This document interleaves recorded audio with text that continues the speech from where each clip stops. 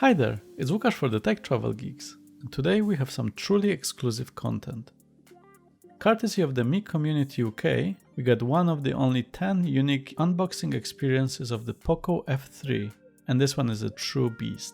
I've taken on the challenge to try and unleash it in a battle of wits, and spoiler alert, I had some amazing time.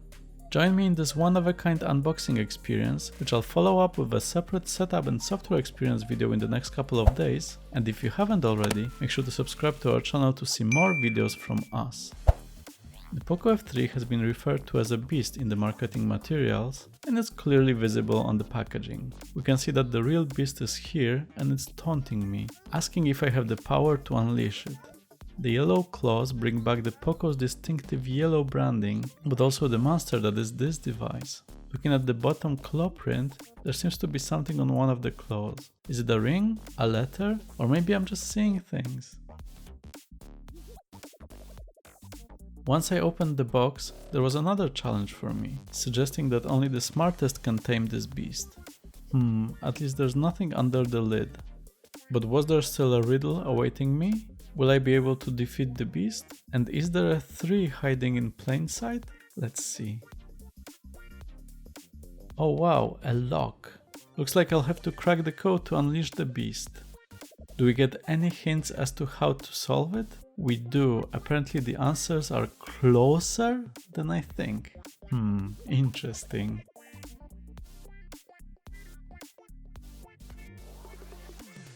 But hold on, am I seeing things? One of the claws seems to have a number 3 etched on it.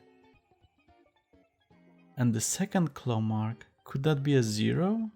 And they're actually on different claws, which could mean that the third number is a 0 and the second is a 3. Or am I looking too much into it?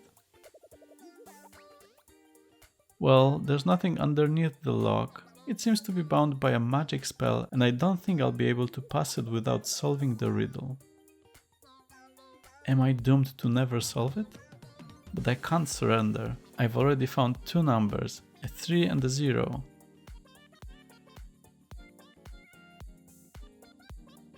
The smaller lid clearly shows a number 3, but there's no hint as to which position it should be. What am I missing?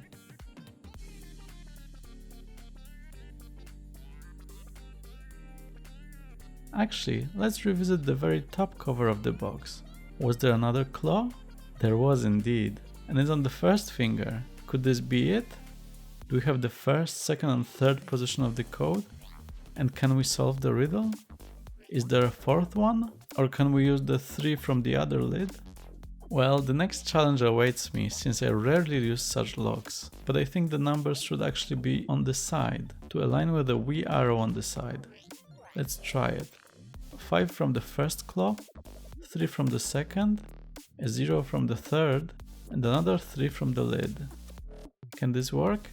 Yes, it did! It actually worked! We cracked the code and we can unleash the beast. Let's see what we have here. Okay, I have to say, great job to the team at Xiaomi, who are the manufacturers of this device. This was definitely the most fun I've ever had unboxing any device. Great job! Inside, we get the usual Poco retail box, this time for the Poco F3 smartphone.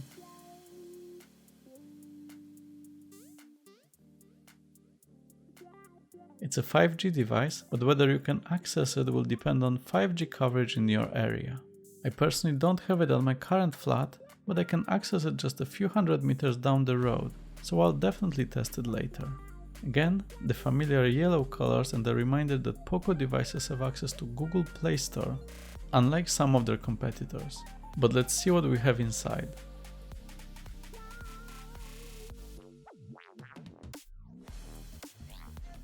The first thing we see is actually a welcome card from Poco, highlighting their mission statement. Everything you need, nothing you don't. There's also a QR code link to their website, so it's worth checking it out. The back of the card can make a nice decoration if you want some more Poco in your room. Next is the accessories package. As usual, we get a SIM ejector tool, which will come in handy in the next video when we'll set the device up. there's a small package which actually has the 3.5mm audio jack converter, which tells us that the Poco F3 doesn't come with a carriage port, aka headphone jack. That's too bad, I actually got used to having them in less expensive devices recently. We then get some paperwork, a user guide in a few languages in case you need some nighttime reading, as well as a warranty card, which is worth keeping just in case and is also in a few languages. Finally, there's a transparent TPU case for the phone, which should come in handy, at least until I get a flip case. Check our channel very soon for an unboxing, as I've just ordered one. Let's just get rid of this sticker. The case looks good, we'll check it out in a moment. Alright, let's see what else we get. Inside the box, we get the phone with some phone specifications written on the sleeve. We'll discuss that in a moment though, let's check what else we get inside. Under the phone itself, there's a charger with a USB cable. The charger in this review device is the European one, so I'll have to use a converter, but you should get the right charger for your region in the retail box. The charger itself supports up to 33W charging, which is also the maximum supported by the Poco F3 and which should get you to full charge in under an hour. The phone is powered by a 4520 mAh battery, which isn't the largest, but should be enough for a day's usage. The USB-C charging cable matches the charger's orange port, which is a nice touch. And finally, the phone itself. As we can see on the front sleeve, the phone rocks Qualcomm's Snapdragon 870 chipset, which is an overclocked version of last year's flagship Snapdragon 865 chipset. It won't be as fast as this year's Snapdragon 888, but it's still one of the top performing processors, so there shouldn't be any issues with the performance. Let's check the design though. My model is the night black color and the build is quite premium. While the phone frame is plastic, the back is made of glass and covered with Gorilla Glass 5 for better protection. The body actually looks very similar to the latest Mi 11 Ultra when it comes to the curved and quite reflective backs.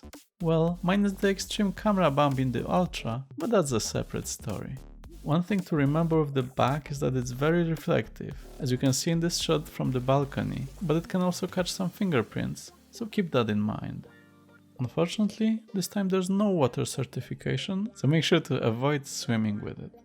The design is actually a bit toned down when it comes to branding compared to some other Poco phones. As you might remember from Mateo's videos, the Poco X3 NFC had a massive Poco logo across the back, and it's the same for the X3 Pro, which was just announced together with the F3. I personally prefer F3's design though, with the subtle Poco and 5G symbols written horizontally, so I'm quite happy with it. The camera bump isn't too big this time. We get a triple camera set. The main 48MP sensor from Sony with f1.79 aperture, an 8MP ultra-wide camera with f2.2 aperture, and a 5MP telemacro camera. We'll take the cameras through their paces, and while they might not be the most powerful cameras available, the fact that we get a good ultra-wide and a 5MP macro with autofocus instead of a 2MP one is quite promising. The front-facing camera is placed in the center of the screen in a dodge, and it's a 20MP one with f2.45 aperture, so we'll check it out later. But the other highlight of this device is the screen, which is a 6.67-inch AMOLED one with a refresh ratio of 120Hz. Let's switch it on. It's a Full HD Plus screen with a resolution of 2400 by 1080 and aspect ratio of 20:9, so it should be great for watching some Netflix or Disney Plus, especially since that it supports HDR Plus standard. It's also quite bright at up to 1300 nits, as you can see from how the background in my video dimmed to adjust for this brightness. Let's round up the specifications and features of this device before we wrap up. My review unit came with 8GB of RAM and 256GB of storage, but there's also a 6GB of RAM with 128GB of storage version available. Unfortunately, there's no SD card port, so you'll have to make do with what you get. Availability of NFC will depend on your market, so make sure to check before you buy if that's something that you care about. My model likely had it, so I'll be able to use it for Google Pay payments. For security, the phone comes with a side-mounted fingerprint scanner, which I've really been enjoying on other Xiaomi devices so far. I'll have to see how good this one is, but I'm happy to see this solution here. There's one more highlight, namely the speakers. They're dual stereo speakers with Dolby Atmos support, however that feature will be added later via software update. Speaking of which, this device is on Android 11 with MIUI 12, but we'll discuss the software experience in an upcoming video.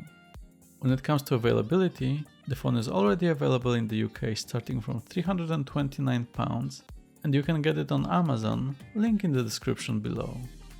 That's it for this video. Hope you liked my quest to crack the code and unleash the beast. I really enjoyed filming and recording it. Let us know in the comments below if you have any questions about this device, and if you haven't already, make sure to subscribe to the Tech Travel Geeks for more videos from us. But for now, thanks for watching.